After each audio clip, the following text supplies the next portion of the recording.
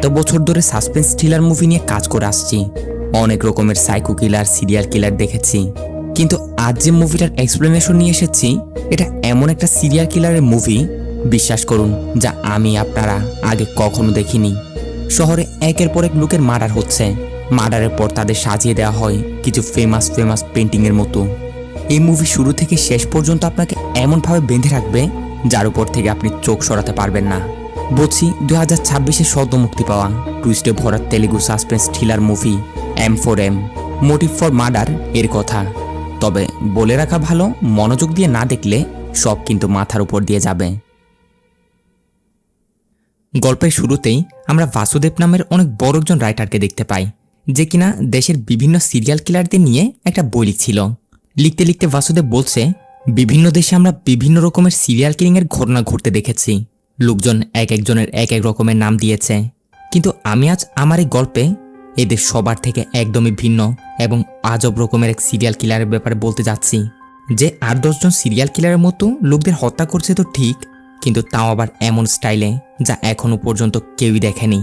কি তার মোটিভ, কেন করছে সে এমনটা, পুলিশরা তার ব্যাপারে কিছুই বের করতে পারছে না। বলতে গেলে এক কথায়, সে আমাদের মধ্যে থেকেই, আমাদের আশেপাশে ঘোরাঘুরি করেই, পুলিশের নাকের ডগা দিয়েই এইসব ক্রাইম করে যাচ্ছে। এইভাবেই এই বাসুদেব তার বইটা লিখে, কিন্তু কিছুদিন পর গিয়ে হাইকোর্ট তার এই বইটা ব্যান করে দেয়, যার একমাত্র কারণ হচ্ছে বাসুদেব নাকি তার এই বইটা ডিপার্টমেন্টের বিরুদ্ধে লিখেছে, অর্থাৎ পুলিশ এবং সিস্টেমের বিরুদ্ধে লিখেছে। এইখান থেকে সিন শিফট হয়ে যায় 5 বছর পর। একটা জায়গায় একটা মুভির শুটিং চলছিল। নিজের শট দেওয়ার পর মুভিটার হিরো একটু করে রেস্ট নিতে তার রুমের দিকে চলে যায়। ঠিক তখনই সেখানে মাস্কওয়ালা কেউ একজন এসে এই হিরোর উপর হামলা করে দেয়। দেখতে দেখতে অনেক বাজেভাবেই এই মাস্কওয়ালা লোকটা এই হিরোকে হত্যা করে সেখান থেকে পালিয়ে যায়। একটু পর সেখানে হিরোটার অ্যাসিস্ট্যান্ট তাকে ডাকতে আসলে দরজায় নক করার পর যখন দেখে দরজা খুলছে না, তখন সে দরজা ঠেলে ভিতরে ঢুকতেই দেখে এমন দৃশ্য। চিল্লিয়ে সবাইকে ডাকতে শুরু করে যে, কই সবাই, জলদি আসো, রঞ্জিত স্যারকে কেউ মেরে দিয়েছে। সিন কাট হয়ে একটু পরে সেখানে এন্ট্রি হয় রাধা নামের এই মেয়েটার। এই রাধা হচ্ছে একজন ক্রাইম ইনভেস্টিগেশন রিপোর্টার, অর্থাৎ বিভিন্ন ক্রাইম সিন নিয়ে নিউজে কাজ করে। একটু আগে যে হিরো মার্ডারের ঘটনা ঘটেছিল, রাধা সেই ক্রাইম স্পটে আসে। তবে ভিতরে এসে ভিতরের দৃশ্যটা দেখে সবার চোখ কপালে উঠে যাওয়ার মতো অবস্থা। কারণ কিলারে রঞ্জিতকে শুধু মারেনি, তার কাপড় চোপড় সব কিছু একদম খুলে তার বডিটা ভিন্ন রকমের একটা পোজে বসিয়ে রেখে গেছে।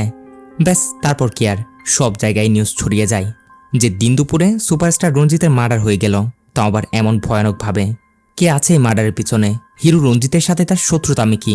মেরেছে একেবারে তার কাপড় চোপড় সব কিছু খুলে রেখে গেছে। পরবর্তী সিনে সেই ক্রাইম স্পটে এন্ট্রি হয় মুভির মেইন ক্যারেক্টার কৃষ্ণা। কৃষ্ণা পুলিশের একজন ইনভেস্টিগেশন অফিসার। ক্রাইম স্পটে এসে প্রথমতেই সে বাইরের সব লোকজনদেরকে এখান থেকে বের করে দেয়।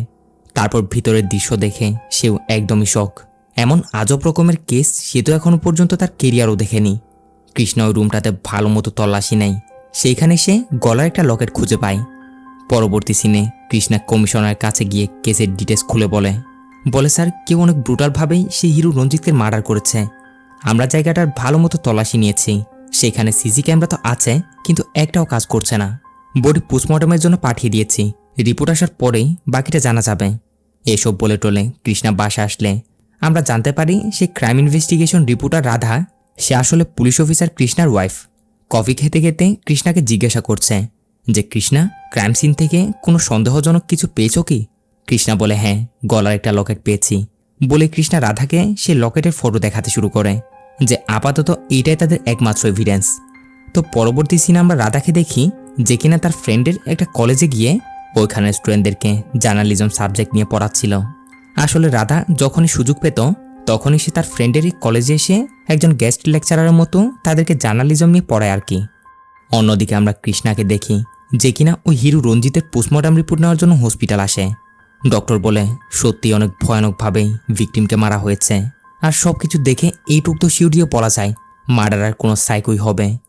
কৃষ্ণা ডক্টরকে ওই লকেটের ব্যাপারে জিজ্ঞাসা করলে, যেটা ঘটনাস্থল থেকে পেয়েছিল, ডক্টর জানায় সে লকেটটা রঞ্জিতের না, নিশ্চয় এটা কিলারেরই হবে, হাতাহাতিতেই এটা ওখানে পড়ে গেছে হবে। এখানে ডক্টর কৃষ্ণাকে আরও একটা বিষয় জানায়, বলে রঞ্জিতের মার্ডারের ঘটনাস্থলের কয়েকটা ফটো দেখে আমার একটা বিষয় মনে পড়েছে। তাকে মেরে কাপড় চোপড় সব কিছু খুলে যেভাবে বসিয়ে রাখা হয়েছিল না, ঠিক সেম রকমেরই একটা বিখ্যাত পেন্টিং আছে, যে পেন্টিংয়ের নাম হচ্ছে ডেথ অব দ্য গ্ল্যাডিয়েটর। ওই পেন্টিংটাতেও সেম পোজেই একটা লোকের ড্রয়িং করা হয়েছিল। রঞ্জিতের বডিও ছিল সেম পজিশনেই, পেন্টিংটার মতোই। ডক্টরের থেকে এসব শুনে কৃষ্ণা বিষয়টা নিয়ে তদন্ত করতেই দেখে সত্যি কিলার রঞ্জিতকে মেরে এই ডেথ অব দ্য গ্ল্যাডিয়েটর পেন্টিংটার মতো সাজিয়ে গেছে। মানে অনেকটা শকিং করা একটা বিষয়, তাই না? এখান থেকে সিন শিফট হয়ে যায় ও জার্নালিজম কলেজটাতে, যেখানে রাধা গেস্ট লেকচারার হিসেবে আসতো। এখানে আমরা ঋতিকা নামের এই মেয়েটাকে দেখতে পাই, যে কিনা কলে কাউকে বলছিল যে আমি অবশ্যই আসবো তোমার কাছে, কিন্তু আমাকে বারবার কল করে ডিস্টার্ব করো না, আমার সমস্যা হয়। ঋতিকা মোবাইলে কাউকে এসব বলছিল কি এদিকে আড়াল থেকে তার একজন ক্লাসমেট এই ছেলেটা লুকিয়ে লুকিয়ে তার সব কিছু শুনছিল। সে ঋতিকার এইসব শুনে তাকে ফলো করে যায়। এইদিকে ঋতিকাকে দেখা যায় যে কিনা একটা লজে এসে কেউ একজনের সাথে দেখা করছে, যে লোকটা কিনা মাস্ক দিয়ে তার পুরো চেহারা কভার করে রেখেছিল। ঋতিকার এই সব কিছুই তার ক্লাসমেট ও ছেলেটা তাকে ফলো করতে করতে মোবাইলে ভিডিও রেকর্ড করে রাখছে। অন্যদিকে কৃষ্ণাকে দেখা যায় যে কিনা তার পুলিশ স্টেশন এসে তার টিমকে এক জায়গায় করে ওই ফেমাস পেন্টিংটা এবং রঞ্জিতের মার্ডারের সেই বিষয়টা সবাইকে বলতে শুরু করে, যে রঞ্জিতকে মেরে এই পেন্টিংটার মতো সাজানো হয়েছে। খুবই অদ্ভুত একটা ঘটনা। তাই তোমরা সবাই কাজে লেগে পড়ো এই কয়েক বছরের মধ্যে এরকমেরই অদ্ভুত কোনো মার্ডার আর হয়েছে কিনা, অর্থাৎ সেম প্যাটার্নে। সাথে সাথে কৃষ্ণার টিমও কাজে লেগে পড়ে। আশেপাশের প্রতিটা পুলিশ স্টেশন গিয়ে গিয়ে তারা তল্লাশি নেয়। ওখানে সব ফাইলপত্র চেক করে এটা খুঁজে বের করার চেষ্টা করে যে এরকমের আর কোনো ঘটনা হয়েছে কিনা। ওইদিকে কৃষ্ণার ওয়াইফ রাধাও তার মতো করে কেসটা তদন্ত করে যাচ্ছে, কারণ তার কাজও ছিল এটাই, একজন ক্রাইম জার্নালিস্ট হিসেবে ক্রাইমের আগা থেকে গোড়া অব্দি সব সত্যতা খুঁজে বের করা। রাধা সেই হিরো রঞ্জিতের ব্যাপারে তদন্ত করে দেখে রিসেন্টলি মার্ডার হওয়ার আগে রঞ্জিত একটা জিম সেন্টারের ওপেনিংয়ে গিয়েছিল। রাধা সব ফুটেজ চেক করার পর একটা বিষয় নোটিস করতে পারে, অপরিচিত একটা লোক বারবার রঞ্জিতকে ফলো করছিল। এখন রাধা সেই লোকটার ব্যাপারে ডিটেলস কালেক্ট করার চেষ্টা করে যে কেন সে রঞ্জিতকে ফলো করছিল। তদন্ত করে রাধা এটা জানতে পারে লোকটার নাম ছিল দাস। সিন চলে আসে পুলিশ স্টেশন কৃষ্ণার উপর। কৃষ্ণাকে তার সহকারে এসে একটা ফাইল দিয়ে বলতে শুরু করে, স্যার গত 5 বছরের মধ্যে 20টার উপর এরকমের সিমিলার কেস রেজিস্টার হয়েছে। অর্থাৎ মার্ডার করার পর ভিকটিমদেরকে এক এক রকমের পোজে বসিয়ে রেখে চলে যায়। এক একজনকে এক এক রকমভাবে সাজাতো, যে সবগুলোর মিল ছিল কোনো না কোনো বিখ্যাত পেন্টিংয়ের সাথে। তবে সবগুলো কেসেই এখনো পর্যন্ত কোনো ক্লুই খুঁজে পাওয়া যায়নি। মানে পুলিশরা কিলারের ব্যাপারে এখন পর্যন্ত কিছু জানতে পারল না। কৃষ্ণা বোঝা যায় তার মানে আমাদের শহরে এমন একজন সিরিয়াল কিলার ঘুরে বেড়াচ্ছে, যে কিনা এরকমের পেন্টিংয়ের পোজে মার্ডার করে যাচ্ছে। অন্যদিকে সেই জার্নালিজম কলেজে ঋতিকা নামের সেই মেয়েটা যখন তার ক্লাসরুমে আসে, তখন ওই ছেলেটা যে তাকে ফলো করছিল নাম ছিল রোহিত। ঋতিকাকে সবার সামনে দাঁড় করিয়ে বলে, কি ম্যাডাম, শুধু কি বাইরের লোকদেরকে সুযোগ দিবে? আমাদেরও তো একটু সুযোগ দিতে পারো। বলে সে ঋতিকা যে লজে গিয়ে একটা ছেলের সাথে দেখা করেছিল সব ভিডিওগুলোই তাকে দেখায়, যেগুলো দেখে এবং রোহিতের থেকে অপমানিত হয়ে ঋতিকা কান্না করতে করতে ক্লাসরুম থেকে বেরিয়ে যাচ্ছিল। এইভাবে তাকে যেতে দেখে তার ম্যাডাম তাকে জিজ্ঞাসা করার চেষ্টা করে যে কি হয়েছে, কিন্তু ঋতিকা কোনো কিছু বলে না, সে সোজা কান্না করে করে চলে যায়। অবশ্য পরপরই ঋতিকার সেই ম্যাডাম ক্লাসরুমে গিয়ে ঘটনা কি সেটা জানতে পারে, আর ঘটনা জেনে রোহিতকে ধরে বকতে শুরু করে যে এভাবে কারো পার্সোনাল লাইফ নিয়ে ঘাটাঘাটি করতে তোমার লজ্জা লাগেনি? উপর থেকে তার আবার ভিডিও বানিয়েছ। অন্যদিকে আমরা কৃষ্ণা এবং পুলিশের টিমকে দেখতে পাই, যারা কিনা মিডিয়া একটা প্রেস কনফারেন্স করে সবাইকে ওই সিরিয়াল কিলারের ব্যাপারে জানিয়ে সতর্ক করছিল যে আমাদের শহরে আমাদের মাঝে একজন সাইকো কিলার ঘুরে বেড়াচ্ছে, যে কিনা ভিকটিমদেরকে কিছু ফেমাস পেন্টিংকে ফলো করে করে মার্ডার করছিল। এই নিউজ দেখার পর এইদিকে রাধা তার বসকে এসে বলতে শুরু করে, স্যার একবার আপনি আমাকে বাসুদেব নামের একজন রাইটারের একটা বইয়ের ব্যাপারে বলেছিলেন, যে কিনা তার বইটা ঠিক এরকমই কিছু সিরিয়াল কিলিংয়ের ব্যাপার লিখেছিল। তার বস বলে, হ্যাঁ সে গ্রেট রাইটার বাসুদেব এরকমের একটা বই লিখেছিল, কিন্তু তার বইটা ডিপার্টমেন্টের বিরুদ্ধে হওয়ায় তাদের ব্যাপারে উল্টাপাল্টা কিছু লেখা থাকায় গভর্নমেন্ট সেটা ব্যান করে দেয়। রাধা বলে, স্যার সে বইটাতে লেখা সিরিয়াল কিলারও এরকমই একটা প্যাটার্ন ফলো করে করে মার্ডার করছিল। রাধা বলে, স্যার ওই বইটাতে একটা সিরিয়াল কিলারের ব্যাপার লেখা ছিল, যেখানে সে সিরিয়াল কিলারটাও এরকমই কিছু আজব রকমের প্যাটার্ন ফলো করে করে মার্ডার করত। এখন আমার সন্দেহ হচ্ছে বাসুদেব স্যার তখন এই সিরিয়াল কিলারের ব্যাপারে সে বইটাতে লিখে নিত। এক কাজ করুন, আপনি আমাকে সেই রাইটার বাসুদেব স্যারের অ্যাড্রেসটা কোনোরকম করে ম্যানেজ করে দিন, বাকিটা ওনার কাছে গিয়ে আমি ওনার বইটা পড়ে সব কিছু জানতে চাই। এরা এইসব নিয়ে কথা বলছিল কি তখনই এখানে অফিসের পিউন রাধার বসকে এসে একটা পার্সেল দিতে শুরু করে। যেটা তার নামে কুরিয়ার এসেছিল। পার্সেলটা খুলে তারা দেখতে পায় একটা কাগজে এখানে লেখা ছিল ওয়ার্নিং, এরই সাথে একটা পেন ড্রাইভও। রাধারা পেন ড্রাইভটা ল্যাপটপে লাগিয়ে দেখে এখানে কিলার তাদের জন্য একটা ভয়েস মেসেজ পাঠিয়েছে, যেখানে কিলার সরাসরি শহরের পুলিশদের চ্যালেঞ্জ করছে। বলছিল, তোমরা আমার ইগো হার্ট করেছ, তাই এখন এই গেমটা আরও ভয়ানক হতে চলেছে। সামনে তোমরা আরও বিভিন্ন রকমের পেন্টিং দেখতে পারবে, অর্থাৎ পেন্টিংয়ের পোজে মার্ডার, কিন্তু তোমরা আমার কিছু করতে পারবে না। এইসব শুনে রাধা তো একদমই শক। সাথে সাথেই এই ভয়েস নোট এবং সব কিছুই পুলিশদেরকে দিয়ে দেয়, যেগুলো পেয়ে কৃষ্ণাও তার কমিশনারকে এসে সব কিছু জানায় যে স্যার, এই কিলার তো এখন আমাদের সরাসরি চ্যালেঞ্জ করছে। কমিশনার বলে, কৃষ্ণা, এই আরেকটা মার্ডার করার আগে আগে তোমাকে তাকে ধরতেই হবে, না হয় আমাদের ডিপার্টমেন্টের নাম একদম বদনাম হয়ে যাবে। পরবর্তী সিনে অন্যদিকে আমরা রাধাকে দেখতে পাই, যে কিনা তার বসের থেকে সেই রাইটার বাসুদেবের অ্যাড্রেস কালেক্ট করে তার অ্যাড্রেস মতো তার কাছে এসে হাজির। রাধা বাসুদেবকে বর্তমানে যা কিছু হচ্ছিল ওই কিলারের ব্যাপারে সব কিছুই খুলে বলে, সাথে তার লেখা সিরিয়াল কিলারের ব্যাপারে সে বইটাও চায়। কিন্তু বাসুদেব রাধাকে পরিষ্কার না করে দেয়। হতাশ হয়ে রাধাও সেখান থেকে ফিরে যায়। অন্যদিকে কৃষ্ণাকে তার সহকারী এসে বলছিল, স্যার, রিসেন্টলি যে হিরো রঞ্জিতের মার্ডার হয়েছিল না, আমরা জানতে পেরেছি কিছু মাস আগে তার উপর এরকম অ্যাটেম্প টু মার্ডারের একটা ঘটনা ঘটেছিল, যেই ঘটনা ঘটিয়েছিল দাস নামের একজন লোক। ওই দিন তো দাসের হাত থেকে রঞ্জিত কোনো রকমের বেঁচে যায়, কিন্তু যেই দিন রঞ্জিতের মার্ডার হয়েছে ওই দিনও মার্ডার লোকেশনে এই দাসের উপস্থিতি আমরা দেখতে পেয়েছি। তাই সন্দেহ এখন কোনো ঘটনাটা সেই ঘটায়নি তো। কৃষ্ণা বলে, এই দাস বেটাকে তাড়াতাড়ি খুঁজে বের করো। এরা খোঁজ নিয়ে জানতে পারে দাস নাকি বর্তমানে ওই নিউজ চ্যানেলে গেছে যেখানে কৃষ্ণার ওয়াইফ রাধা কাজ করত। এদিকে আমরা দেখিও সেটাই, রাধা আসলে দাসের ডিটেলস কালেক্ট করে তাকে ডেকে তার কাছ থেকে কিছু জিজ্ঞাসাবাদ করছিল। ঠিক ওই সময় কৃষ্ণারাও সেখানে এসে হাজির। দাস বেটাকে ধরে সোজা টানতে টানতে এখান থেকে নিয়ে যায়। রাধা অবশ্য তাকে বোঝানোর চেষ্টা করছিল যে, কৃষ্ণা, আগে আমার কথা শুনো, তোমাদের মতো আমারও সন্দেহ হয়েছিল রঞ্জিতের মার্ডার দাসই করেছে, কিন্তু না, রঞ্জিতকে সে মারেনি। এখানে দাসও বলে যে, স্যার, এটা সত্যি, আমি রঞ্জিতকে মারতে চেয়েছিলাম, কিন্তু আমি তাকে মারিনি। আসলে অনেক বছর ধরে সে আমার সাথে রিয়েল এস্টেটের বিজনেস করে আসছিল, কিন্তু এক সময় সে আমাকে ধোকা দিয়ে দেয়। তার কারণে আমার সব কিছু একদম বরবাদ হয়ে গেছে, যার কারণে রাগের মাথায় কয়েকবার আমি তাকে মারধরও করেছি। তাই সে আমার উপর অ্যাটেম্প টু মার্ডারের কেসও দিয়ে দেয়। তার থেকে বদলা নেওয়ার জন্য আমি বারবার তাকে ফলো করতাম, কিন্তু বিশ্বাস করুন, মার্ডারের সাথে আমার কোনো হাত নেই। দাস এত করে বলার পরও কৃষ্ণা তার কথায় বিশ্বাস করছে না। ঠিক ওই সময়ই সেই কিলারটা এবার সোজা কৃষ্ণাকেই একটা ভয়েস মেসেজ পাঠিয়ে বসে, যে ভয়েসে সে বলে, এসিপি, আগামী 24 ঘন্টার মধ্যেই আমি আরও একটা ফেমাস পেন্টিংকে ফলো করতে যাচ্ছি। যদি দম থাকে আমাকে ধরে দেখাও। যাও, তোমাদের পেন্টিংয়ের নামও বলে দিচ্ছি, দ্য লাভার্স 2। চলো তাইলে খেল শুরু করা যাক। এই মেসেজটা পাওয়ার সাথে সাথে কৃষ্ণাদের তো হুঁশি উড়ে যায়। এ তো সোজা তাদের চ্যালেঞ্জ দিয়েই এইসব করে বেড়াচ্ছে। কৃষ্ণারা মিডিয়ার মাধ্যমে সবাইকে এই বিষয়ে সচেতন করতে শুরু করে। আসলে কাল ছিল ভ্যালেন্টাইন্স ডে, তাই পুলিশরা বিশেষ করে কাপলদেরকে সতর্ক করতে শুরু করে, কারণ কিলার যে পেন্টিং অনুযায়ী মার্ডারটা করবে বলেছে সেটা দুজন লাভারেরই হবে। কৃষ্ণার কাছে কিলারটাকে ধরার জন্য একটা আইডিয়া ছিল। বলতে শুরু করে, আপনারা সবাই আপনাদের মোবাইলে রেড জিপিআই ইনস্টল করে রাখুন। যদি আপনাদের কোনোরকম কোনো সন্দেহজনক কিছু মনে হয়, যদি কেউ আপনাদের উপর হামলা করতে আসে, তাহলে সাথে সাথেই এই অ্যাপটা ওপেন করে সেখানে জানিয়ে দিবেন। এটা করলেই আপনার আশেপাশের পুলিশ স্টেশন নোটিফিকেশন চলে যাবে, আর পুলিশও এসে আপনাদের বাঁচিয়ে নিতে পারবে। যদি কথা মতো আমরা সবাই মিলে এক হয়ে এই কিলারকে ধরার চেষ্টা করি, তাহলে এ ধরা পড়বেই।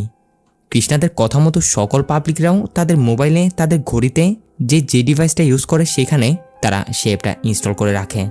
কৃষ্ণা এবং তার টিম মেম্বাররাও এর উপরে নজর রেখে যাচ্ছে যে কেউ সাহায্যের জন্য অ্যাপে ক্লিক করছিল কিনা। তবে দেখা যায় এখানে অনেকগুলো জায়গা থেকেই সাহায্যের জন্য এই অ্যাপে সবাই ক্লিক করে যাচ্ছে। তাই কৃষ্ণাও একবার দুজন দুজন করে তার সকল অফিসারদেরকে সেই লোকেশনগুলোতে পাঠাতে শুরু করে। তবে সবাইও জায়গা বরাবর গিয়ে জানতে পারে সেই অ্যালার্টসগুলো আসলে সিরিয়াল কিলারের জন্য ছিল না।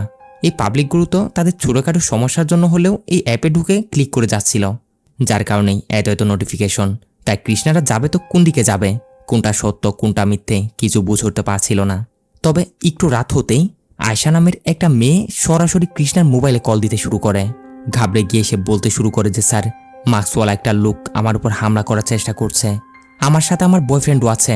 আমি কোনোরকম লুকিয়ে আপনাকে কল করছি, দয়া করে জলদি আমাদের বাঁচিয়ে নিন। কৃষ্ণা আয়শাকে রিল্যাক্স করিয়ে তার থেকে এটা জানার চেষ্টা করে যে ওই লোকটা দেখতে কীরকম। আয়শা বলে, স্যার সে জ্যাকেট এবং মাস্ক দিয়ে তার পুরো শরীর কভার করে আছে, তবে আমি তার লেফট হ্যান্ডে ত্রিশূলের একটা ট্যাটু দেখতে পেয়েছি। দয়া করে জলদি আসুন স্যার। এটা জানার সাথে সাথে কৃষ্ণারা এই আয়শাদের লোকেশন বের করে সেখানে যাওয়ার জন্য বেরিয়ে তো পড়ে, কিন্তু তাদের আস্তে আস্তে এদিকে দেখা যায় সেই কিলার ততক্ষণে আয়শা এবং তার বয়ফ্রেন্ড দুজনকে জানে শেষ করে দিয়েছে। আর এইখানে দেখা যায় আয়শার সেই বয়ফ্রেন্ডটা অন্য কেউ ছিল না, এটা ছিল ওই রোহিত নামের ছেলেটাই, যে কলেজে ঋতিকাকে ফলো করে তার ভিডিও বানিয়েছিল। কৃষ্ণারা আস্তে আস্তে কিলার তার কাজ করে চলে যায়। তারা এসে দেখে এই অবস্থা, যেরকমটা বলেছিল ঠিক পেন্টিংয়ের মতো তাদের মেরে সাজিয়ে রেখে গেছে। কৃষ্ণারা এসে জানতে পারে এই রোহিত এবং এই আয়শা ছিল গার্লফ্রেন্ড বয়ফ্রেন্ড, সাথে তারা সোশ্যাল মিডিয়া ইনফ্লুয়েন্সার ছিল। রোহিতের অ্যাকাউন্টে 5 মিলিয়নের উপর ফলোয়ার ছিল, মানে বলতে গেলে এই আয়শা এবং রোহিত অনেক ফেমাসই ছিল। এত সব কিছু দেখে কৃষ্ণ অবশ্য হতাশ হয়ে পড়েছে যে সে তাদের বাঁচাতে পারল না। ভিতরের সব ফর্মালিটিস কমপ্লিট করার পর কৃষ্ণা যখন বাইরে আসে, রাধা তার জন্য অপেক্ষা করছিল। সুযোগ বুঝে রাধা কৃষ্ণাকে রাইটার বাসুদেবের সেই বইটার ব্যাপারে বলে, যেখানে বাসুদেব এরকমের সিরিয়াল কিলারের ব্যাপার লিখেছিল। 5 বছর আগে থেকেও এরকমের কিছু ঘটনা ঘটে আসছিল, যেগুলো নিয়েই রাইটার বাসুদেব এরকমের একটা বই লিখে, কিন্তু পরে গভর্নমেন্ট সেটা ব্যান করে দেয়। আমি কালোনার কাছে সে বইটার ব্যাপারে জানার জন্য গিয়েছিলাম, কিন্তু উনি আমাকে পরিষ্কার না করে দেয়।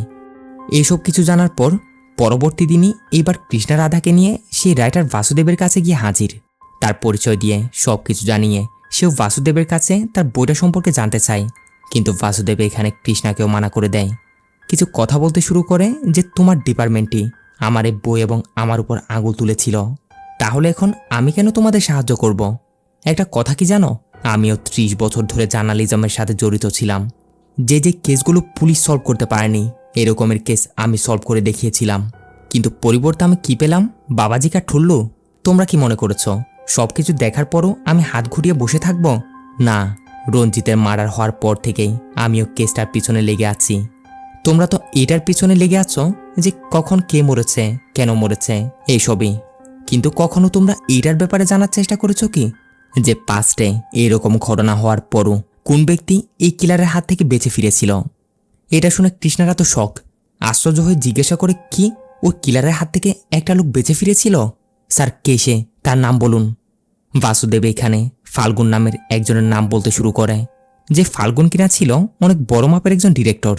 বাসুদেব কৃষ্ণাদের আরও একটা বিষয় জানায়, ওই কিলার নাকি বেছে বেছে শুধুমাত্র ফেমাস লোকদেরই মার্ডার করে, মানে এখন পর্যন্ত যাদের যাদের সে মেরেছে তারা সবাই কোনো না কোনোভাবে ফেমাসই ছিল। যেমন রঞ্জিত ছিল একজন হিরো, আর রিসেন্টলি রোহিত এবং আয়েশা তারা ছিল সোশ্যাল মিডিয়া ইনফ্লুয়েন্সার। এইভাবে বাসুদেব কৃষ্ণাদের সে ফাল্গুন নামের লোকটার ব্যাপারে জানায় যে কিলার নাকি ফাল্গুনকেও এইভাবে মেরে ধরে একটা পেন্টিংয়ের মতো সাজিয়ে দিয়ে চলে তো গিয়েছিল, ভেবেছিল হয়তো মরে গেছে, কিন্তু না, পরে গিয়ে ফাল্গুন বেঁচে যায়। তবে ওই ঘটনার পর থেকেই ফাল্গুন পুরোপুরি মানসিকভাবে অসুস্থ, বর্তমানে একটা রিহ্যাব সেন্টারে তার চিকিৎসা চলছে। এই কিলারকে নিজ চোখে দেখা সেই একমাত্র একজন, কিন্তু মাথায় এত পরিমাণের আঘাত লাগায় সে এখন মেন্টালি আনস্টেবল। আমি তার থেকে জানার অনেকবার চেষ্টা করেছি, কিন্তু মাথায় আঘাত লাগার ফলে অতীতের এইসবের ব্যাপারে তার কিছু মনে নেই। চাইলে তোমরাও চেষ্টা করে দেখতে পারো। এভাবে বাসুদেব তাদের সবকিছু খুলে বলে। এখান থেকে বের হতেই পোস্টমর্টম ডক্টর কল করে কৃষ্ণাকে জানাতে শুরু করে, স্যার রিসেন্টলি যাদের মার্ডার হয়েছে আয়শা এবং রোহিত, তাদের পোস্টমর্টম থেকে একটা বিষয় ক্লিয়ার, ওই মার্ডারের একজন লেফট হ্যান্ডি। তো ওইদিকে দেখা যায় রাধা সেই রিহাব সেন্টারে এসে ফাল্গুন নামের ওই ব্যক্তিটার সাথে দেখা করে, যেই একমাত্র এই সিরিয়াল কিলারের হাত থেকে বেঁচে ফিরেছিল।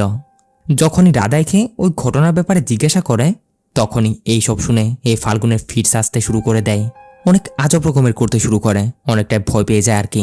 তাই নার্সু রাধাকে এখান থেকে পাঠিয়ে দেয় যে আপনি ওসব উল্টাপাল্টা প্রশ্ন জিজ্ঞাসা করবেন না, এতে পেশেন্টের জন্য ক্ষতি। অন্যদিকে কৃষ্ণা ওই যে হিরো রঞ্জিতের মার্ডারের সময় তার শুটিং স্পটে যে যে লোকগুলো ছিল তাদের সবাইকে ডেকে এনে তাদের কাছ থেকে জিজ্ঞাসাবাদ করছে যে তোমাদের গ্রুপে লেফট হ্যান্ডেড কেউ লুক আছে কি, বা ওই দিন তোমরা এরকম কাউকে দেখেছো কি যার লেফট হ্যান্ডে একটা ত্রিশূলের ট্যাটু আছে?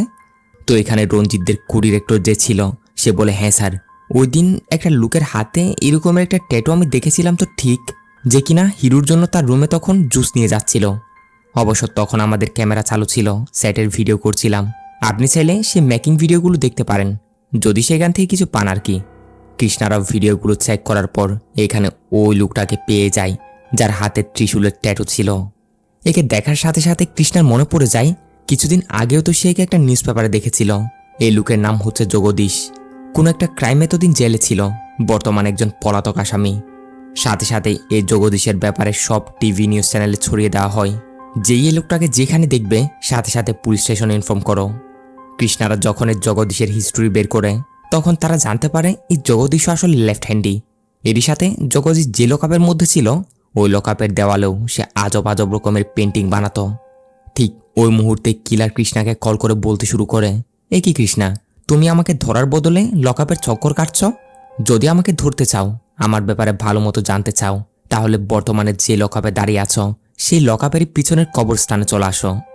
কৃষ্ণও সাথে সাথেই খুবই সতর্কতার সাথে সেই কবরস্থানে যেতে শুরু করে।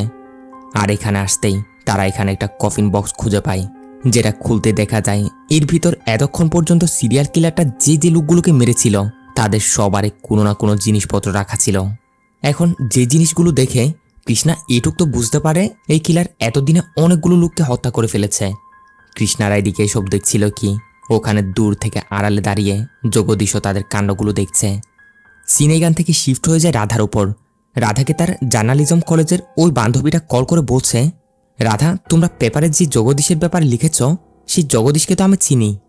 এখানে আমরা একটা বিষয় জানতে পারি, ওই দিন কলেজের ঋতিকা নামের মেয়েটা লজে গিয়ে যে একটা লোকের সাথে দেখা করেছিল না, ওটাই ছিল জগদীশ। রাধা তার বান্ধবীর কাছ থেকে এসব জানতে পেরে কৃষ্ণাকে এসব সব কিছু জানায়। কৃষ্ণারও সাথে সাথে সে ঋতিকার মোবাইল ট্রেস করাতে শুরু করে, কারণ ঋতিকাকে পাওয়া যাচ্ছে না, তার মোবাইলও সুইচ অফ বলছে। তার শেষ লোকেশনও দেখাচ্ছিল একটা লজের পাশে।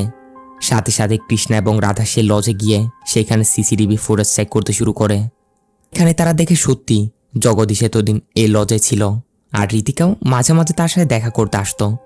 তারা যে রুমটাতে থাকতো কৃষ্ণারা সেই রুমটাতে যাইতো ঠিক, কিন্তু দেখা যায় এখন সেখানে কেউই নেই, পুরো রুমই খালি। রুমে ভালো মতো তল্লাশি নিতেই কৃষ্ণারা সেখানে রোহিতের মোবাইলটা খুঁজে পায়, যা থেকে তারা ধারণা করে নেয় রোহিত এবং আয়শাকে এরাই মেরেছে, হতে পারে এই জগদীশী কিলার। কৃষ্ণা তার টিমকে লাগিয়ে দেয়, যেখান থেকে পারো এই ঋতিকাকে খুঁজে বের করো। টিভি নিউজ চ্যানেলেও এই খবরটা ছড়িয়ে পড়ে, শহরে যে আজব আজব মার্ডারগুলো হচ্ছে তার মাস্টার মাইন্ড ঋতিকা এবং তার বয়ফ্রেন্ড জগদীশী। সিন শিফট হয়ে যায় রাতে রাধার সে বান্ধবী অর্থাৎ কলেজের সেই ম্যামটার উপর। এ যখন কাজ সেরে বাসার দিকে ফিরছিল তখনই ঋতিকা একে মেসেজ করে একটা লোকেশন আসতে বলে। ঋতিকার সাথে তার এই ম্যামের সম্পর্ক অনেক ভালো ছিল। ঋতিকার মেসেজ পেয়ে এও সেই লোকেশনে যেতে শুরু করে, খুবই সুনসান একটা এরিয়া। ওখানে যেতেই ঋতিকাও তার জন্য অপেক্ষা করছিল।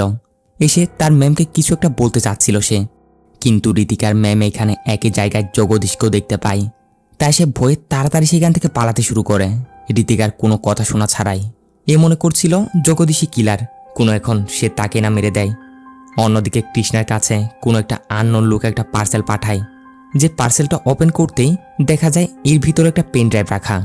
পেন ড্রাইভটা ওপেন করতেই এর ভিতরে কিলার একটা ভিডিও রেকর্ড পাঠিয়েছে, যেখানে সে বলছে আমার নেক্সট টার্গেট হচ্ছে সেই ঋতিকা, যদি দম থাকে তাহলে তাকে বাঁচিয়ে দেখাও। এইসবের মাঝেই কলেজের সেই ম্যাম অর্থাৎ রাধার বান্ধবী এসে কৃষ্ণাদের সব কিছু বলে দেয় যে ঋতিকা এবং তার বয়ফ্রেন্ড জগদীশ কোথায় আছে আমি জানি। কৃষ্ণারা যতক্ষণে ঋতিকার খুঁজে যাবে ততক্ষণ ওইদিকে কিলার ঋতিকাকে জানে শেষ করে দেয়, মেরে তাকেও একটা ফেমাস পেন্টিংয়ের মতো সাজিয়ে রাখে। আর তাকে মারার পরপরই কিলার কৃষ্ণাদের কাছে আরও একটা মেসেজ পাঠায়, যেখানে সে বলে যে দেখলে তো বাঁচাতে পারলে না তো তাকে, চলো আরও একটা সুযোগ দিচ্ছি, আমার নেক্সট টার্গেট হবে থিয়েটারে, ওখানে আমি পরবর্তী পেন্টিং ড্রয়িং করব, চলো তাইলে খেল শুরু করা যাক। কৃষ্ণার মাথায় তো কিছু ঢুকছে না, এসব কি হচ্ছে? শহরে এতগুলো থিয়েটার, এর মধ্য থেকে কিলার কোন থিয়েটারটা সিলেক্ট করতে চলেছে? তারা নজর রাখবে তো কোন থিয়েটারের উপর রাখবে? রাধা বলে আমার কাছে একটা প্ল্যান আছে, আমরা এই কিলারকে সুযোগ দিব কোনো একটা পার্টিকুলার থিয়েটার সিলেক্ট করার জন্য, অর্থাৎ আমরা সবগুলো থিয়েটারেই আমাদের লুক লাগিয়ে দিব, তাকে এটাই দেখাবো যে আমরা খুবই টাইট সিকিউরিটির সাথে সবগুলোর উপর নজর রাখছি, কিন্তু একটা থিয়েটারে আমরা কোনো রকম সিকিউরিটি ছাড়া সেটা ফাঁকা রাখবো, যাতে করে কিলার তার মার্ডারের জন্য ওটাই সিলেক্ট করে। তবে আমরা আড়াল থেকে আমাদের লোকদেরকে বসিয়ে রাখবো। কৃষ্ণার কাছেও এই প্ল্যানটা ঠিক মনে হয়, তাই তারা এটার উপর কাজ শুরু করে দেয়। অন্যদিকে রাধা তার অফিসে এসে এখন পর্যন্ত যা কিছু হচ্ছিল বা হয়েছিল সব কিছুর উপর আর্টিকেল লিখে সেগুলো একটা পেন ড্রাইভে কপি করে তাদের অফিসের পিয়নকে দিয়ে তার বসের কাছে পাঠিয়ে দেয়। অন্যদিকে কৃষ্ণার টিম প্রতিটা থিয়েটারে গিয়ে গিয়ে নজরদারি করছে। প্রত্যেকটা লোককেই চেকিং করে করে ভিতর আসতে দিচ্ছে। অনেকটা টাইট সিকিউরিটি তৈরি করা হয়। এমনকি কমিশনারও প্রতিটা থিয়েটারে গিয়ে গিয়ে সেখানের অবস্থা দেখছিল। এভাবে চেকিং করতে করতে সে যখন একটা থিয়েটারের মধ্যে ছিল, একটু ফ্রেশ হওয়ার জন্য ওয়াশরুমের দিকে যায়, যেটাই ছিল তার জীবনের একমাত্র ভুল। ওখানে আসলে তার জন্য অপেক্ষা করছিল তার কাল, সেই কিলারটা। হুট করে পিছন থেকে এসে সে অফিসারের উপরে হামলা করে দেয়, অনেক ব্রুটালভাবে তাকে জানে শেষ করে দেয়। আর তাকে মেরে সাজিয়ে দেওয়া হয় কিছুটা এরকম পোজে। কৃষ্ণা যখন কমিশনার মার্ডারের ব্যাপারে জানতে পারে, তখন সে একদমই ভেঙে পড়ে, কারণ এই কমিশনার তাকে অনেক সাপোর্ট করত, একজন বড় ভাইয়ের মতোই। এত কিছু হওয়ার পরও এই কিলারকে ধরতে পুলিশের টিম বারবার ফেল হচ্ছে, যেগুলো দেখে ওই রাইটার বাসুদেব আর চুপ থাকতে পারে না। এবার সে নিজেই রাধার সাথে এসে দেখা করে। প্রথমত সে ওই কমিশনার মৃত্যুর জন্য অনেক আফসোস করছিল। তার লেখা সেই সিরিয়াল কিলারের ব্যাপারে বইটা রাধাকে দিতে শুরু করে, বলে এই নিন, যদি এই বইটা পড়ে এইখান থেকে আপনারা কোনো ক্লু খুঁজে পান তাহলে অনেক। এটা দিয়ে রাইটার বাসুদেব চলে যাচ্ছিল, যেতে যেতে বলে যায় যে রাধা, আশেপাশের সব লোকদেরকে সাসপেক্ট হিসেবে দেখো, কারণ এই কিলার আমাদের আশেপাশের থেকেই আমাদের নাকের ডগা দিয়ে মার্ডার করে যাচ্ছে। প্রতিজনকে সন্দেহ করো, ইভেন কি আমাকেও। ওইদিকে কৃষ্ণারা সেই থিয়েটারের সিসিটিভি ফুটেজ চেক করে জানতে পারে কমিশনারের মার্ডার হওয়ার আগে সেই থিয়েটারের মধ্যে জগদীশ এসেছিল। সে এসেছিল একটা অটোতে করে। অটোটার নাম্বার এবং সব ডিটেলস কালেক্ট করে কৃষ্ণারা পরবর্তী সিনে সেই অটো ড্রাইভারকে থানায় ধরে নিয়ে আসে। তার থেকে জিজ্ঞাসাবাদ করতেই এই অটোওয়ালা বলতে শুরু করে, স্যার এই লোক তো আমাদের কলোনিতে থাকে, অনেকবারই তাকে দেখেছি। বলে সে কৃষ্ণাতে নিয়ে গিয়ে তাদের কলোনিতে জগদীশের সেই ঘরটা দেখিয়ে দেয়। ওইদিকে রাধা শেষবারের মতো আবারও সে ফাল্গুনের সাথে দেখা করতে রিহ্যাব সেন্টারে যায়। ঘটনা হচ্ছে, বাসুদেব তার ওই সিরিয়াল কিলারের বইটার মধ্যে ফাল্গুনের ব্যাপারে লিখেছিল। ওইখানে তার ফটো চাপিয়েছিল, যেই ফটোর মধ্যে রাধা দেখতে পেয়েছে ফাল্গুনের গলায় ছিল সেই লকেটটা, যেটা শুরুতে কৃষ্ণা রঞ্জিতের মার্ডার স্পট থেকে পেয়েছিল। তো রাধা সে ফাল্গুনকে ছবিটা দেখিয়ে জিজ্ঞাসা করতে শুরু করে, এই লকেটের ব্যাপারে আপনি কিছু বলতে পারবেন কি? প্রশ্ন শুনে ফাল্গুনের আবারও ফিটস আসতে শুরু করে, কিন্তু এইবার সে যেমন তেমন করে কন্ট্রোল করে কিছু কথা রাধাকে বলে। এত বছর পর গিয়ে এই প্রথমবারের মতো সে কথা বলতে শুরু করে, এই লকেটটা আমারই। অনেক বছর আগে একজন অ্যাক্ট্রেস নির্মলার ছেলের জন্মদিনে এই লকেটটা আমি তাকে গিফট হিসেবে দিয়েছিলাম। তখন নির্মলার সেই ছেলের বয়স ছিল 12 বছর। অনেকটাই আলাদা একটা ছেলে, অনেক ভালো একজন পেইন্টার ছিল সে। নির্মলা তখন কাজে কামে এতটাই বিজি থাকতো, ছেলেকে সে সময় দিতে পারতো না, যার কারণে তার ছেলে একদমই একা পড়ে যায়। একা থাকতে থাকতে তার ভিতরে একটা নেগেটিভিটি জন্ম নেয়। ফলে অল্প সময়ের মধ্যেই সাইকিয়াট্রিক ডক্টর থেকে তার ট্রিটমেন্ট নিতে হয়। একদিন গিয়ে আমি তার সাথে দেখা করতে গেলে এই ছেলে আমার উপরে হামলা করে বসে। আমাকে সে জানে মারার চেষ্টা করে, কিন্তু আমি যেমন তেমন করে বেঁচে যাই। ব্যাস, এরপর আমি আর কিছু জানি না। রাধা জিজ্ঞাসা করে, এর ব্যাপারে আর কার কাছ থেকে ভালো মতো জানা যাবে বলতে পারবেন কি? এ বলে সাইকিয়াট্রিক ডক্টর ললিতা, যার কাছে ছেলেটা ট্রিটমেন্ট নিচ্ছিল, তার কাছে যাও। সাথে সাথে রাধা এই ডক্টর ললিতার ডিটেলস কালেক্ট করে পরবর্তী সিনে তার কাছে গিয়ে হাজির। এসে ডক্টর ললিতাকে 15 বছর আগের সেই ঘটনার ব্যাপারে জিজ্ঞাসা করে, অর্থাৎ অ্যাক্ট্রেস নির্মলার সেই ছেলেটার ব্যাপারে আর কি। ললিতাও বলে, আজ থেকে 15 বছর আগে নির্মলা তার ছেলেকে আমার কাছে নিয়ে এসেছিল। এইভাবে ললিতা সে ছেলের ব্যাপারে কিছু কথা রাধাকে জানায়, যেগুলো কি তা আমরা একটু পরে জানতে পারবো। ততক্ষণ এদিকে সিন একটু করে কৃষ্ণাদের উপর আসে। কৃষ্ণাটা জগদীশের খুঁজে তার ওই কলোনিতে গিয়েছিল না, কিন্তু কলোনির পাশেই শুনশান একটা জায়গায় তারা একটা বক্স খুঁজে পায়, যে বক্সের ভিতরে ছিল জগদীশের কাটা মাথা। এমন লোমহর্ষক দৃশ্য দেখে কৃষ্ণাদের তো হুঁশি উড়ে যায়। এরই সাথে আমাদের দেখানো হয় ওই অটোওয়ালা যখন কৃষ্ণাদের জগদীশের বাসায় নিয়ে গেছিল, তখন সেইখানে কৃষ্ণারা জগদীশকে খুঁজে পেয়েছিল। জগদীশ তখন তাদের ঠান্ডা মাথায় বুঝিয়েছিল যে তারা যা ভাবছে সে কিলার না। আসলে শিউ নাকি ও রঞ্জিতকে মারতে চেয়েছিল ঠিক, কিন্তু সে তাকে মারেনি। রঞ্জিতের উপর তার একটা ক্ষোভ ছিল, কারণ রঞ্জিত নাকি তার জিএফকে মুভিতে কাজ দেওয়ার নাম করে তার সাথে খারাপ করতে চেয়েছে। রঞ্জিতের উপর থেকে প্রতিশোধ নিতে জগদীশ তার শুটিং সেটে গিয়ে তার জুসের মধ্যে বিষাক্ত জিনিস মিশিয়ে তাকে সেগুলো দিয়েওছিল। কিন্তু এরপর কি হয়েছিল কিছু যায় না, সে তো মরে অন্যভাবে, জুসগুলো সে তখন খায়নি। অন্যদিকে কলেজে আমার গার্লফ্রেন্ড ঋতিকাকে ওই রোহিত ছেলেটা অনেকটা ডিস্টার্ব করত, এমনকি সে তার উল্টাপাল্টা ভিডিও বানিয়েছিল। তাই আমি তাকেও গিয়ে অনেক মারধর করে তাকেও জাস্ট ওয়ার্নিং দিয়ে আসি। তার মোবাইলটাও সাথে নিয়ে আসি, কারণ সেখানে ঋতিকা এবং আমার ভিডিওগুলো ছিল। কিন্তু এর পরপরই খবর আসে রোহিত এবং তার গার্লফ্রেন্ডেরও নাকি মার্ডার হয়ে গেছে, যার পুরোপুরি দোষ চলে আসে আমাদের উপরেই। এখন সাহায্যের জন্য আমরা যাব তো কার কাছে যাব? এটা ভেবে ঋতিকা তার ম্যামকে ডেকে তাকে সব কিছু জানাতে চেয়েছিল, কারণ তার সেই ম্যামই ছিল তার একমাত্র অভিভাবক। কিন্তু তার ম্যাম তখন আমাকে সেইখানে দেখে মনে করে আমি সেই কিলার, তাই সে ওইখান থেকে পালিয়ে যায়। একটু পর ঋতিকাকে সান্ত্বনা দিয়ে আমিও সেইখান থেকে চলে আসি, কিন্তু আমার আসার পরপরেই ঋতিকাকে কিলারটা মেরে দেয়। প্রতি মুহূর্তে আমি এখন এ আফসোসে মরছি, যদি আমি সেইখানে থাকতাম তাহলে ঋতিকার আজ এমন হালত হতো না, তাকে কেউই মারতে পারতো না। প্রেজেন্টে কৃষ্ণা রাধাকেও এই সব কিছু বলে। এখন তো জগদীশেরও মার্ডার হয়ে গেছে, যার অর্থ তাহলে এটাই সত্য, তাদের সন্দেহ মোতাবেক এই জগদীশ কিলার ছিল না, কিলার অন্য কেউ। রাধা বলে, হ্যাঁ কৃষ্ণা, এটাই সত্যি। আসল কিলারের নাম জিতিন, অ্যাক্ট্রেস নির্মলার ছেলে। একজন সাইকিয়াট্রিক ডক্টরের থেকে আমি সব ইনফরমেশন কালেক্ট করেছি। আজ থেকে 15 বছর আগে সেই সাইকিয়াট্রিক ডক্টর ললিতার কাছে তাকে ট্রিটমেন্টের জন্য নিয়ে আসা হয়। তখন ললিতা তার ট্রিটমেন্ট করে জানতে পারে জিতিনের অনেক আজব রকমের একটা রোগ হয়েছে, যার একমাত্র কারণ ছিল তার একাকিত্ব। একা থাকতে থাকতে সে নিজের মধ্যে এমন একটা জগৎ তৈরি করে নেয়, যেখানে সে যত যাই করে না কেন সব সময় সে মনে করত তাকে কেউই ধরতে পারবে না।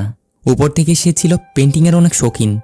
তার রোগটা থেকে সে পেন্টিং এবং ক্রাইম দুটাকে এক জায়গায় করে ফেলে, যার ফলে একের পর এক সে ফেমাস পেন্টিংগুলোকে ফলো করে করে মানুষদের মার্ডার করে তাদের ওইগুলো রূপ দিতে শুরু করে। শুরুর দিকে ডক্টর ললিতা তার ট্রিটমেন্ট করছিল তো ঠিক, কিন্তু অ্যাক্ট্রেস নির্মলার মৃত্যু হওয়ার পর থেকে যতীন আর ট্রিটমেন্ট নেওয়ার জন্য ডক্টরের কাছে যায়নি, যার কারণে পরবর্তীতে তার সাইকোপ্যাথ আরও বেড়ে যায়। সব কিছু শোনার পর কৃষ্ণার তার একজন টিম মেম্বার অর্জুনের উপরে সন্দেহ হতে শুরু করে, কারণ যখনই ঘটনা হয়েছিল কাকতালীয়ভাবে অর্জুন তখন তাদের সাথে ছিল না। উপর থেকেই অর্জুনও ছিল কিছুটা লেফট হ্যান্ডেড। এইসব নিয়ে কৃষ্ণা ভাবছিল কি, তখনই তার সেই টিম মেম্বার অর্জুন এসে তাকে একটা পেনড্রাইভ দিতে শুরু করে যে, স্যার, কমিশনারের মার্ডার যেখানে হয়েছে ওখানে আমরা পেনড্রাইভটা খুঁজে পেয়েছি, আর এই পেনড্রাইভ ওপেন করে আমরা জানতে পেরেছি এটা আপনার ওয়াইফ রাধারই। এই সিরিয়াল কিলিংয়ের ব্যাপারে সে একটা আর্টিকেল লিখছিল, এটা ওইটারই পেনড্রাইভ। কৃষ্ণা আশ্চর্য হয়ে যায়, রাধার পেনড্রাইভ ঘটনাস্থলে কিভাবে? সাথে সাথে কৃষ্ণা কল করে বিষয়টা রাধাকে জানাতে শুরু করে। রাধা বলে, কৃষ্ণা, কিলার কে তা আমি খুঁজে বের করে নিয়েছি। এমনটা বলেই সে কিলারের আসল পরিচয় বলতে যাবে কি, তখনই পিছন থেকে সে কিলার এসে রাধার মুখে কিছু একটা দিয়ে তাকে কিডন্যাপ করে নেয়। কৃষ্ণা রাধার মোবাইল নাম্বার ট্র্যাক করে তাকে খুঁজে বের করার অনেক চেষ্টা করে, কিন্তু কোনো রকম করে পারছিল না। এইখান থেকে সিন চলে যায় সেই কিলারের উপর। দেখা যায় কিলার রাধাকে তুলে নিয়ে এসে তার আজব রকমের ঘটাতে তাকে টেবিলের উপর বেঁধে রেখেছে।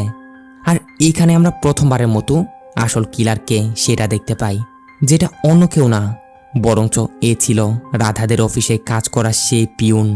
এই হচ্ছে সে জিতিন, জাস্ট এতদিন নাম চেঞ্জ করে রবি রেখে সবার নাকের ডগা দিয়ে এইসব করে যাচ্ছিল। রাধা ওই দিন আর্টিকেলটা লিখে তার পেনড্রাইভের মধ্যে কপি করে এই রবিকে দিয়েছিল সেটা বসের অবধি পাঠানোর জন্য, কিন্তু সেই পেনড্রাইভ কমিশনার মার্ডারের ঘটনাস্থলে কিভাবে যায় ওটা থেকে মূলত রাধা এটা বের করে নেয় যে কিলার এই পিউন রবি। রাধা যে রবির ব্যাপারে জেনে গেছে তা যেন আর কেউ জানতে না পারে, এই জন্য রবি এখন রাধাকে তুলে নিয়ে এসেছে তাকে শেষ করে দেওয়ার জন্য। লম্বা একটা কাপড় নিয়ে রাধার পুরো শরীর সে একটা মমির মতো করে পেঁচাতে শুরু করে। এভাবে যখনই শ্বাস আটকিয়ে এই সাইকো রবি রাধাকে মারতে যাবে কি, তখনই সেইখানে চলে আসে কৃষ্ণা। আসা মাত্রই ধুমধাম রবির উপর শ্যুট করে তাকে জানে শেষ করে দেয়। এখন কৃষ্ণা এখানে কিভাবে আসলো চলুন ওইটা দেখা যাক। ওই যে একবার তার একটা অ্যাপের ব্যাপারে বলেছিল না, বিপদে যেটাতে ক্লিক করার সাথে সাথে সব ডিটেলস পুলিশদের কাছে চলে যাবে, তো রাধাও তখন সে অ্যাপটা তার স্মার্ট ওয়াচে ডাউনলোড করে রেখেছিল। রবি যখন তাকে মমি বানিয়ে দিচ্ছিল তখনই সুযোগ বুঝে রাধা তার স্মার্ট ওয়াচে সে অ্যাপের উপর ক্লিক করে দেয়, যার ইনফরমেশন চলে যায় কৃষ্ণাদের কাছে। ফলে তারা এসে এ সাইকোর হাত থেকে বাঁচিয়ে নেয় রাধাকে। ফাইনালি পুরো শহরে এই নিউজ ছড়িয়ে পড়ে, এতদিন এমন নৃশংসভাবে মার্ডার করা এই দুর্দর্শ সিরিয়াল কিলারকে পুলিশ খুঁজে নিয়ে মেরে দিয়েছে। ফাইনালি রাধা সেই সাইকিয়াট্রিক ডক্টর ললিতার কাছে যায় তাকে ধন্যবাদ জানানোর জন্য, কিন্তু এইখানে আমাদের সামনে আরও একটা শকিং করার টুইস্ট চলে আসে, যেটা হচ্ছে এই সাইকো কিলার যতীনের পিছনে আসলে এই ডক্টর ললিতারও হাত ছিল, যেটা রাধা বের করে নেয় যতীনকে দেওয়া ললিতার সেই মেডিসিনগুলোর প্রেসক্রিপশন থেকে। কারণ ললিতা আসলে তাকে আসল রোগের কোনো মেডিসিন দেয়নি, বরঞ্চ তার রোগটা আরও বাড়িয়ে দেওয়ার জন্যই শুরু থেকে তাকে ওরকমই কিছু মেডিসিন দিয়ে আসছিল। কারণ এই ললিতারও ছিল আসলে একটা ডিসঅর্ডার, মানুষের পিছনে লুকিয়ে থেকে কাজ করা। বাইরে ভাই জানি না এই ক্রাইম থ্রিলার মুভি দেখতে দেখতে আরও কত রকমের যে ডিসঅর্ডার দেখব, মানে মাথার একদম হ্যাং হয়ে যাওয়ার মতো অবস্থা। যাই হোক, এই ললিতা পুলিশের হাতে ধরা পড়ার আগেই সে নিজেকে নিজে শেষ করে দেওয়াটাই বেটার মনে করে। নিজের মেশিন দিয়ে নিজেকে শ্যুট করে এটাই করে। আর এইভাবে দেখতে দেখতে মুভিটাও এইখানে শেষ হয়। উফ, তো মুভি কেমন লেগেছে আপনাদের কমেন্ট করে জানাতে ভুলবেন না যেন। আর যাওয়ার আগে যদি চ্যানেলটা সাবস্ক্রাইব করে না যান তাহলে খবর আছে। দেখা হচ্ছে পরবর্তী ভিডিওতে, ততক্ষণে সব ভালো থাকবেন, সুস্থ থাকবেন। Tata, bye bye.